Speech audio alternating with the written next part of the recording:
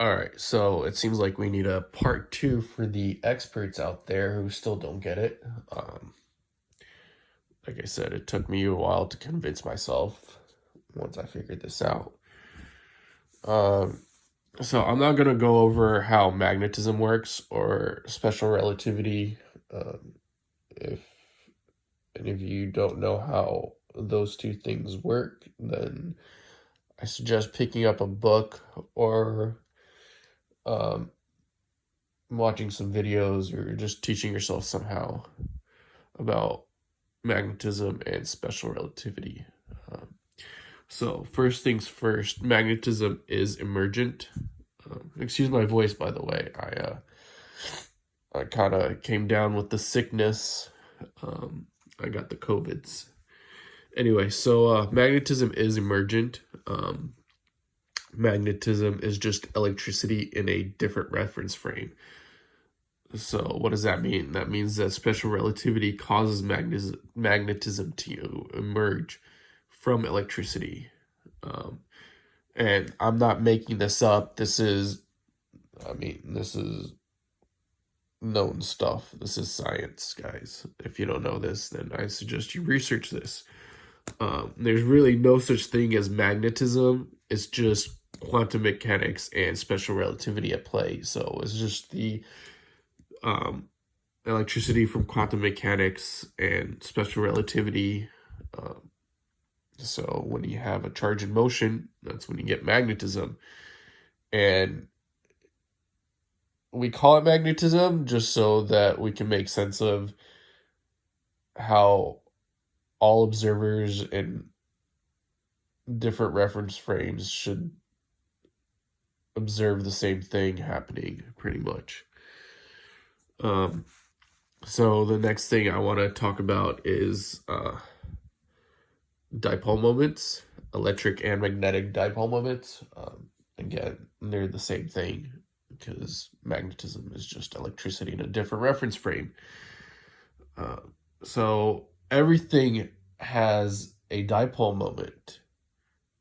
Everything.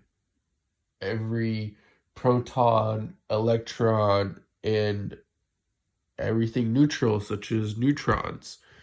So neutrons have a dipole moment, electric and magnetic. Um, Atoms have a dipole moment, even if they're noble gases. For example, helium has London dispersion. What happens when two helium atoms get close together is they'll have areas of positive and negative electric fields. That's caused by the electrons going in one direction. Molecules have dipole moments. Covalent bonds such as H2O, we see more positive towards the hydrogen and more negative areas towards the hydrogen and more positive areas towards the hydrogen and more negative areas towards the oxygen. And that's caused by the electrons being more attracted to the oxygen than the hydrogen atoms. So, as we can see, everything has a slight dipole moment. When you look close enough to it, there's positive parts and negative parts. So this part of space-time here is going to be more negative, and this part is going to be more positive. There's a difference in charges. When you get close to it, there you do see the charges. Now, when you back up and you look at the net charge is 0. But when you look close, you can get down to where the net charge is not 0 anymore. So even when we look at neutron stars produce massive magnetic fields. And again, magnetic fields are just electric fields in a different reference frame.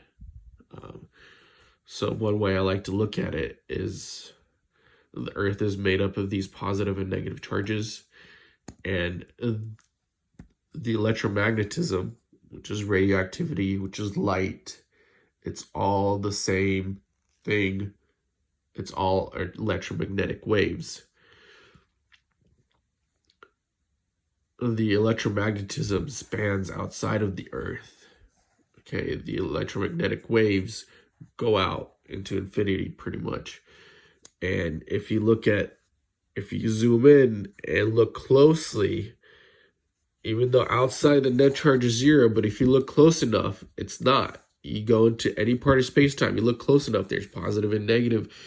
Little tiny bits are more positive, little tiny bits are more negative. Just like how over here we have an atom, little tiny bits are more positive, little tiny bits of space-time here are more negative, here it's more positive.